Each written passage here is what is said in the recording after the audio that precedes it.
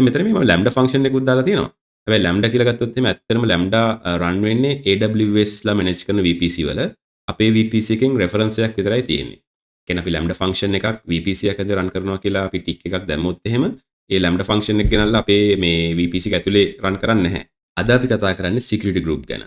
මොකද මේ security group කියලා කියන්නේ මොකක් හරි VPC resource එකකට access control කරන ප්‍රධාන විදිහක්. ඒ කියන්නේ AWS security side එක ගැන හිතනකොට architecture එකේ security හිතනකොට මේ ගොඩක් වෙලාවට මේ security group කියන එක ප්‍රධාන දෙයක් වෙනවා.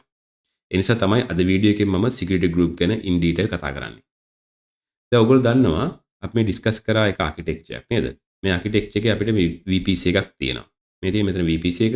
මේක ඇතුලේ තියෙන VPC resource එකක් තමයි අපි මේ EC2 instance එකක් නැත්නම් virtual machine එකක් මේ VPC එක ඇතුලේ අපි spin up කරා. ඊළඟට MySQL database එකක්. මේකත් අපි VPC එකේ තියෙන්නේ. දැන් මෙතන මේ මම lambda function එකකුත් දාලා තියෙනවා. හැබැයි lambda කියලා ගත්තොත් එහෙම ඇත්තටම lambda run වෙන්නේ AWS ලා manage කරන VPC වල. අපේ VPC එකෙන් reference එකක් විතරයි තියෙන්නේ. කියන්නේ අපි lambda function එකක් VPC එකකද run කරනවා කියලා අපි tick එකක් දැම්මොත් එහෙම ඒ lambda function එක ගෙනල්ලා අපේ මේ VPC එක ඇතුලේ run කරන්නේ නැහැ. ඒක reference එකක් තමයි create කරන්නේ. හැබැයි මේක වෙනස්. EC2 කියලා කියන්නේ අනිවාර්යයෙන්ම අපේ VPC එකේ තියෙන resource එක. දැන් guys මේක මේ VPC එකේ තියෙන resources හරි. හරි? එහෙම නැත්නම් මේ reference වෙලා තියෙන resources හරි.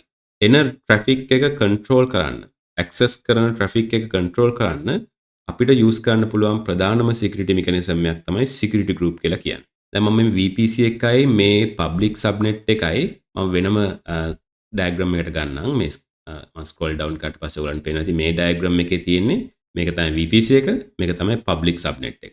දැන් මේ EC2 instance එක public subnet එකේ තියෙන හින්දා මෙතන route එකක් තියෙනවා internet gateway එකට. අපි කතා කරා in detail මේවා. හරි?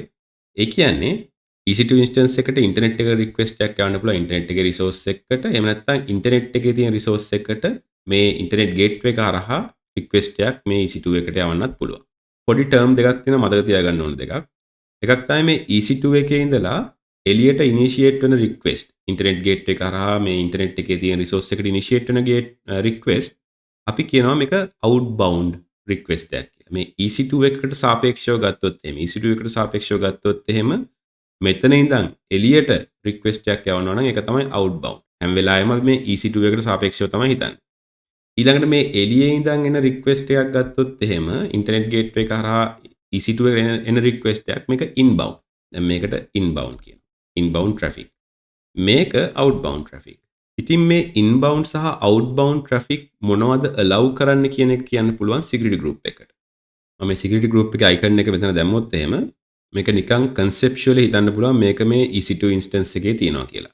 ඒ කියන්නේ අපි මේ EC2 instance එකක් හරි එහෙම නැත්නම් lambda එකක් හරි නැත්නම් RDS එකක් හරි ඒ වගේ VPC resource එකක් හදනකොට අපිට security group එකක් associate කරන්න පුළුවන්.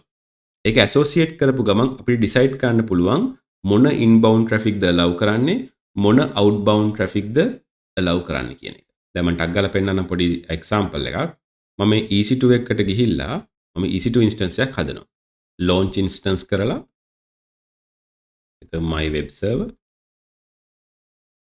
Linux AMI එකක් ගන්නවා Linux image එකකින් මම key එක උත් හදන්නම්. මේක තමයි අපේ login key එක PEM key එක.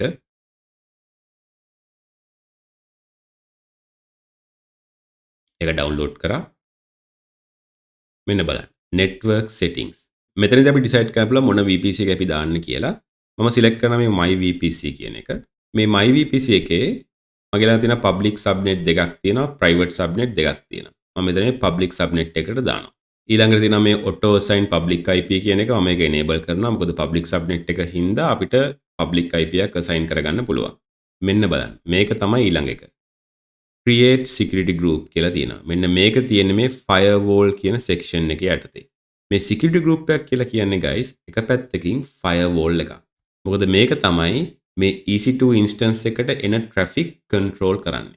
firewall එක කරන්නේත් ওই වගේ දෙයක්ම තමයි. ඒ නිසා අපි මෙතන දාන්න පුළුවන් මම නිකන් දාන්නම් security group එකේ නම my web server security group. අපි සාමාන්‍යයෙන් මේ SG කියලා දානවා නිකන් suffix එකක් විදිහට security group එකක් නම් කරනකොට.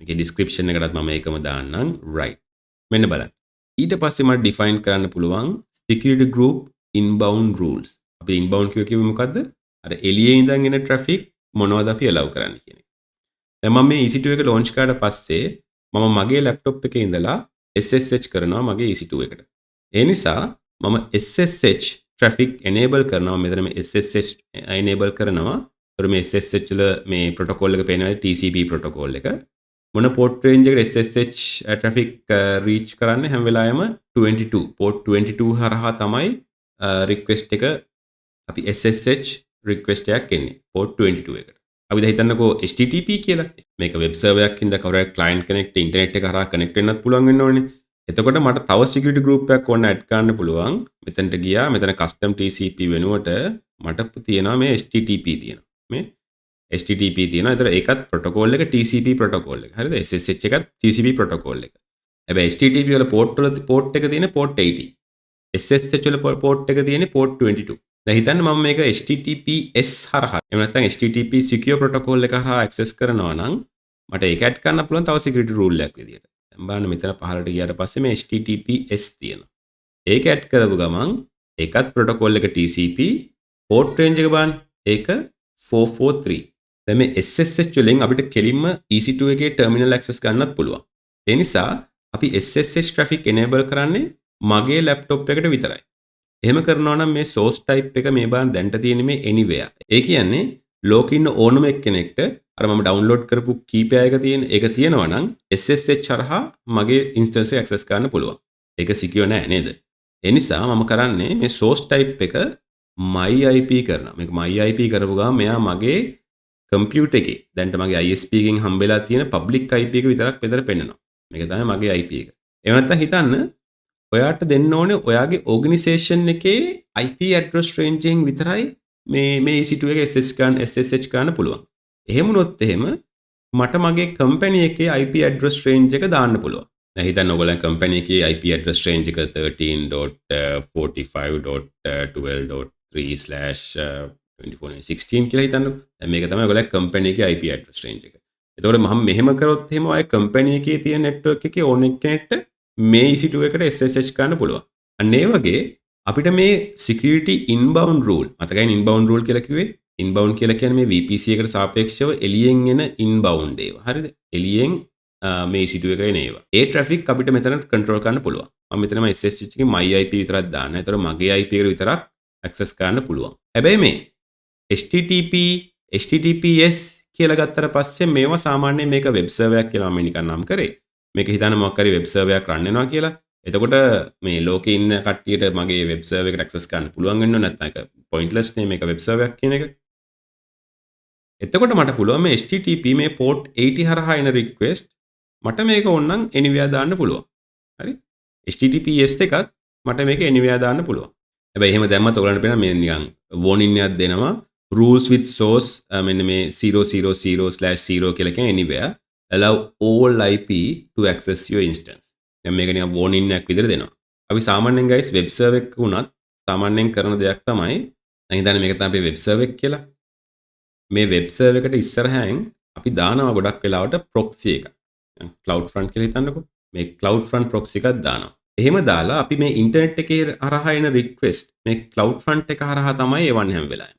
ඊට පස්සේ CloudFront එකෙන් තමයි මේ AWS backbone network එක හරහා අපි මේ EC2 එකට traffic direct කරන්නේ. මේ වගේ setup එකක් නම් ඔයාලඟ තියෙන්නේ ඒක තව secure. මොකද අපි කලින් කතා කරන්නේ මට ඔයගලන්ට මතක ඇති අපි කලින් වීඩියෝ එකේ මේ උඩ diagram එක අපි කතා කරා.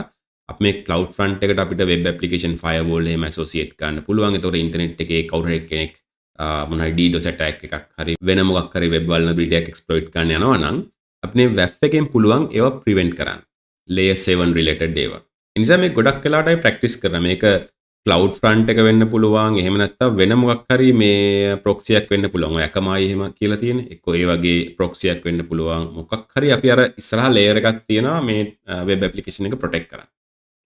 අන්න ඒ වගේ එකක් නම් තියෙන්නේ ඔයාලට තේරෙනවා ඇති මම මෙතන මේ EC2 instance එක launch කරනකොට මෙතන මේ මුළු ඉන්ටර්නෙට් එකේම address space එක දෙන්න ඕනේ මේ HTTP traffic වලට.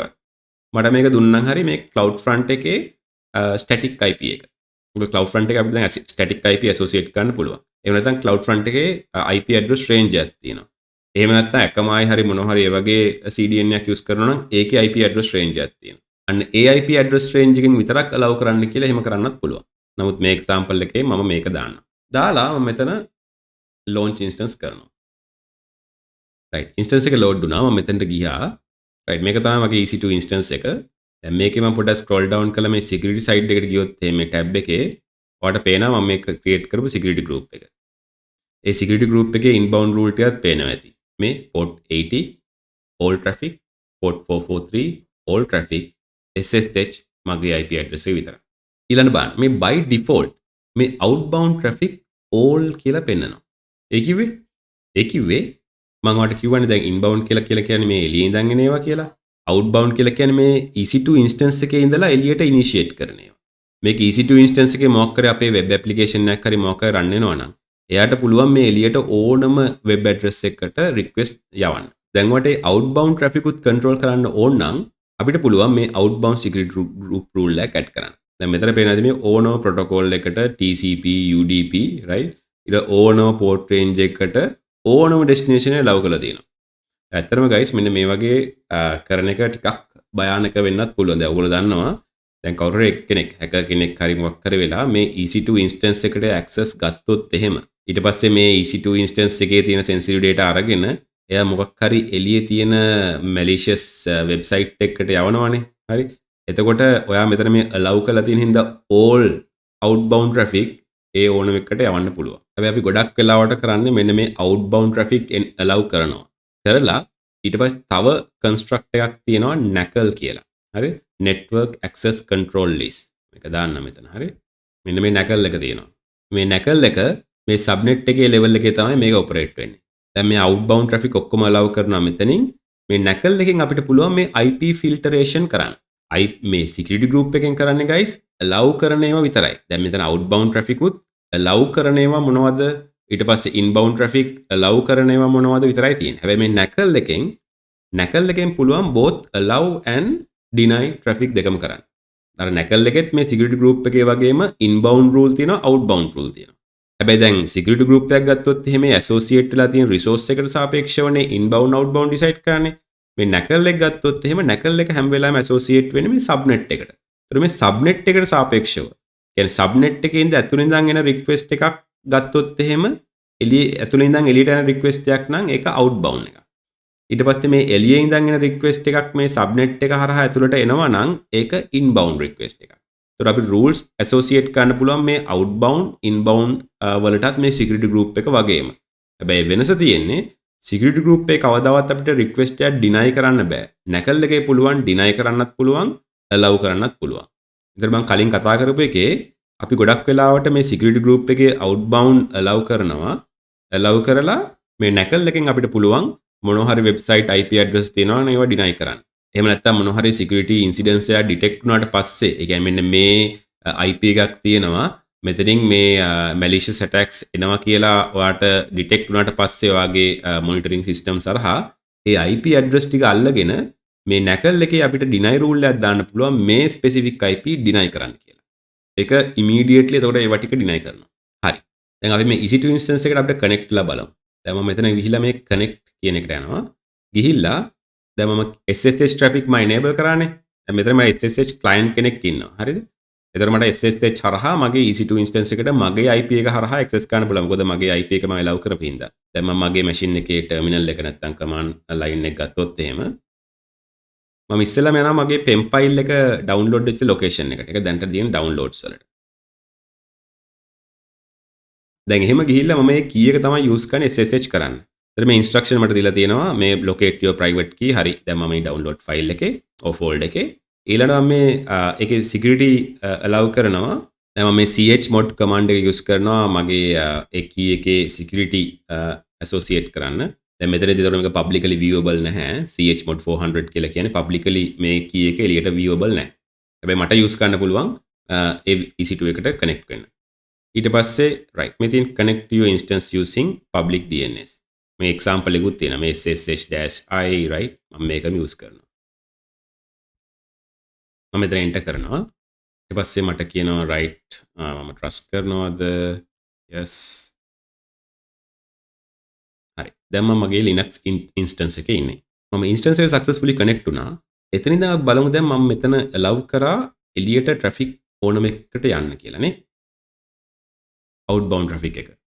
මම නිකන් ping කරන්නම් Google වගේ ping google.com මේ බලන්න Google එකෙන් මට ping request එක එනවා response එක එනවා. ඒ කියන්නේ මට Google එකට එළියට connect කරන්න පුළුවන්. stop කරනවා.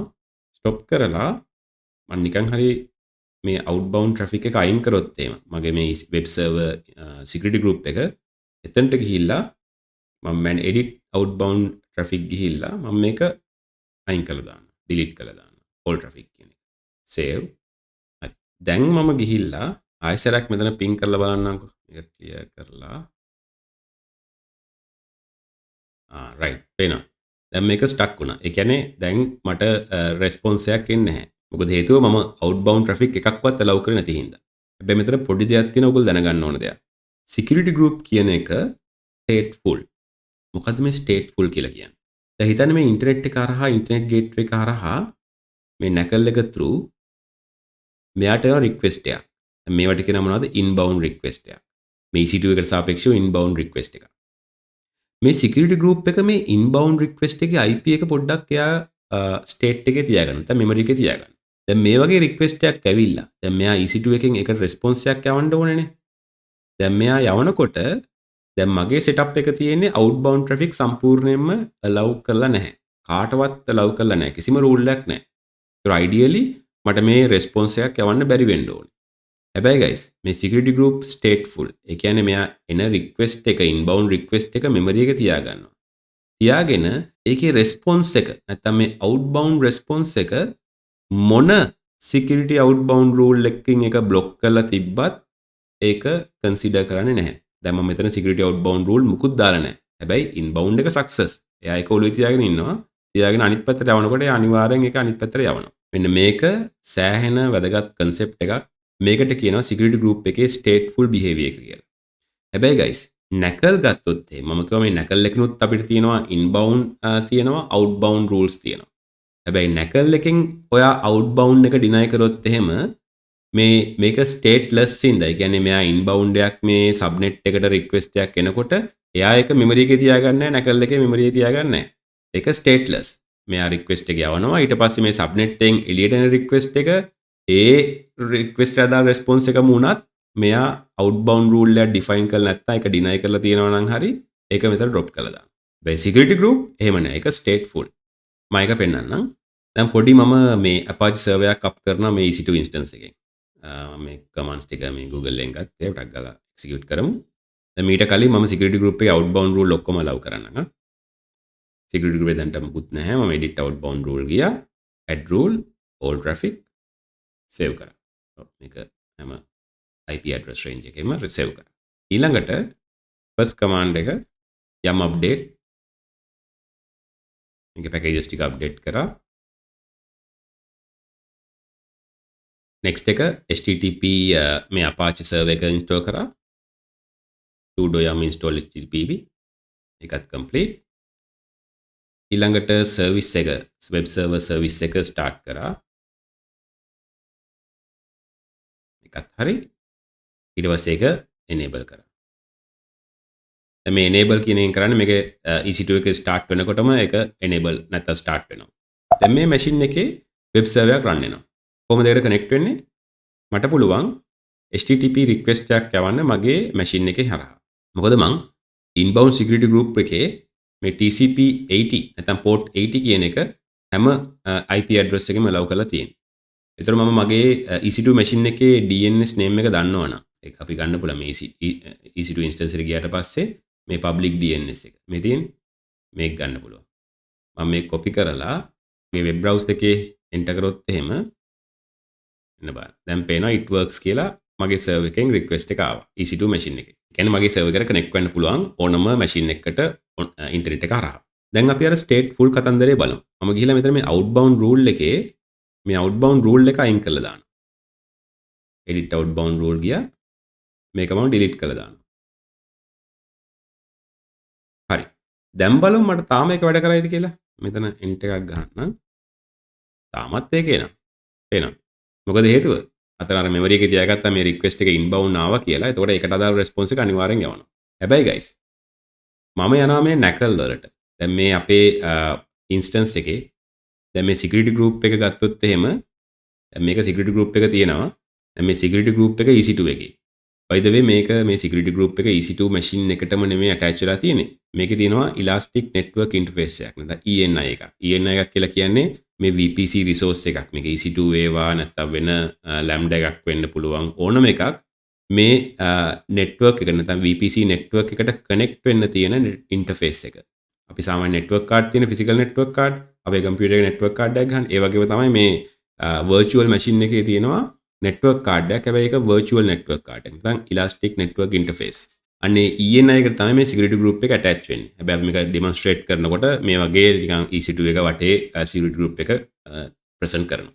දැන් මම කියන්න ආවේ මේ security group එක තියෙන්නේ EC2 associate වෙලා. NACL එක තියෙන්නේ subnet එකට associate වෙලා. ඒතර හැම subnet එකකටම මේ NACL එකක් තියෙනවා. මේක අපිට custom create කරන්නත් පුළුවන්. නැත්නම් default වෙන NACL එකකුත් තියෙනවා. දැන් මේ instance එක තමයි මගේ මේ instance එක. දැන් මේකේ තියෙන public subnet එක තමයි මෙන්න මේක. මේ තියෙන subnet එක තමයි මේක. මම මේක ඇතුළට ගියොත් එහෙම select කරනම් මෙතන මෙන්න තියෙනවා network access control list. right. මේ network access control list එකේ inbound rule තියෙනවා, outbound rule තියෙනවා. දැන් මේ outbound හැම එකම මම allow කරලා තියෙන්නේ. පේනවද මේ? හැබැයි ඔයාලට පේනවා ඇති මේ inbound එකේ rule දෙකක් තියෙනවා. 100 කියලා තියෙන rule number එක, තව star කියලා තියෙනවා. තව 100 කියලා තියෙනවා, star කියලා තියෙනවා. මේ security group එකේ NACL එකේ තියෙන තව එක වෙනසක් තමයි security group එකෙන් මේ rules evaluate කරනකොට security group එකට මම ගියොත් එහෙම මෙයා මේ හැම rule එකක් දැන් මේ inbound rules නේ තියෙන්නේ. security group එක කරන්නේ මේ rule evaluate කරනකොට මෙයා හැම rule එකක්ම evaluate කරනවා ඔක්කොම එක සැරේ. කරලා තමයි ඒකේ අවසාන effect එක බලන්නේ මේක allowed නැද්ද කියන එක. හැබැයි NACL එකේ පොඩ්ඩක් වෙනස් එකක්. NACL එකේ මේ හැම රූල් එක නම්බර් එකක් තියෙනවා. දැන් මේක අපිට අලුතෙන් රූල් එකක් හදනකොට මේ නම්බර් එක දාන්න පුළුවන්. මේ එකේ ඉඳලා යන්න පුළුවන් නම්බර් එක. 100 තියෙනවා, තව 110, 115 කියලා අපිට කැමති රූල් එකක් අපි ඩිෆයින් කරන්න පුළුවන්. හැබැයි මෙයා ඉවැලුවේට් කරනකොට මේ අඩු රූල් එකේ ඉඳලා වැඩි රූල් නම්බර් එකට තමයි ඉවැලුවේට් කරන්නේ. දැන් මේ 100 කියන එකනේ අඩුම දැන් මෙතන තියෙන එක. දැන් මේක allow. ඊට පස්සේ මේ තව මේ star කියලා තියෙනවා. මේක මේ wild card එක, default rule එක. ඒක ගොඩක් වෙලාවට මේකේ priority එක අඩු එකක්. මේකේ deny කරලා තියෙන්නේ. දැන් මේකම IP address range එකක් allow කරලා අනික deny කරනවා. හැබැයි පළවෙනි එකෙන් allow වෙච්ච හින්දා එයා උඩින් ඉඳන් පහළට evaluate කරන හින්දා ඒක allow. දැන් මට දාන්න පුළුවන් තව request තව rule එකක්. දැන් හිතන්න තව rule එකක් මම දානවා මෙතන 10. 10 දාලා දැන් මේ සම්පූර්ණයෙන්ම මේ all traffic, all protocol, all port range මම මේක deny කරනවා. එහෙම දැම්මොත් එහෙම first rule එක ඒකනේ. එතකොට මේක inbound traffic සම්පූර්ණයෙන්ම deny වෙනවා. මයික් කරලා පෙන්නන්නද? මම මෙතන යනවා මේ edit network access control list ගියා. මේක තමයි මගේ NACL එක. එතන ගියා මේ inbound rule එකට ගියා edit inbound rule. මෙතන 100 නේ තියෙන්නේ. මම මෙතන දානවා 10. 10 දාලා all traffic. හරි. මම මේක deny කරනවා. save කරා. දැන් බලන්න inbound traffic එකේ මේ 10 තමයි දැන් උඩට ඇවිල්ලා තියෙන්නේ. ඒක deny. දැන් මම අර වෙබ් සර්වර් එකට ගිහිල්ලා ආයෙසරයක් රිෆ්‍රෙෂ් කරොත් එහෙම මෙන්න බලන්න මේ කැරක් තියෙනවා විතරයි. ඔය තව ටික වෙලාවකින් ටයිම් අවුට් වෙයි. මම වෙනම එක යන්නම්කෝ. ඒතර තව හොඳට පෙන්නේ. මේ කැරක් තියෙනවා අර it works කියන එක පෙන්නන්නේ නැහැ. right. දැන් මම කරන්නේ මම මේක allow කරනවා. මේ 10 rule එක rule number 10 මම මේක allow කරනවා. allow කරලා save changes කරනවා. දැන් බලන්න සමහරවිට automatically මේක එනේ look at that. එලින් මේක මේ වැඩ ගන්න ගත්තා. හැබැයි guys දැන් මේ NACL කියන එක stateless. දැන් මම මේක allow කළාම තියලා මේ outbound traffic එකේ මේක deny කරනවා. ඒතර මොකද්ද behavior එක? ඒතර මේක වැඩ ගන්න නැති වෙන්න ඕනේ. අර security group වගේ නෙමෙයි. security group එකේ මම security group rule එක නැති වුණත් මේ ඒක inbound traffic එක allow කරලා නැති අනිත් පැත්තට response එක යවනවා. ඒක memory එක තියාගෙන ඉන්න හින්දා. හැබැයි දැන් බලන්නකෝ. දැන් මම මේක outbound traffic එක deny කරා. දැන් මෙතනත් මේ කැරක් තියෙනවා විතරයි. tab එකට ගියොත් එහෙම මේ කැරක් තියෙනවා විතරයි. මම ආයෙ ගිහිල්ලා මෙතන outbound traffic එක allow කරොත් එහෙම outbound traffic allow කරොත් එහෙම දැන් වැඩ කරන්න ඕනේ. මේ ඉතින් වැඩ කරන්නේ. හරි. මං හිතනවා මේ වීඩියෝ එකෙන් ඔයගලන්ට security group and knuckle basics cover වෙන්නේ නැති කියලා. ඊළඟ වීඩියෝ එකේදී මම කතා කරනවා මේ security group අපි කොහොමද production use case වලදී අපි use කරන විදිහ. මොකද මේ security group එකක් අපි ගොඩක් වෙලාවට flow control mechanism එකක් විදිහට use කරනවා production application architectures වල. එහෙනම් අපි ලබන වීඩියෝ එකෙන් හම්බෙමු.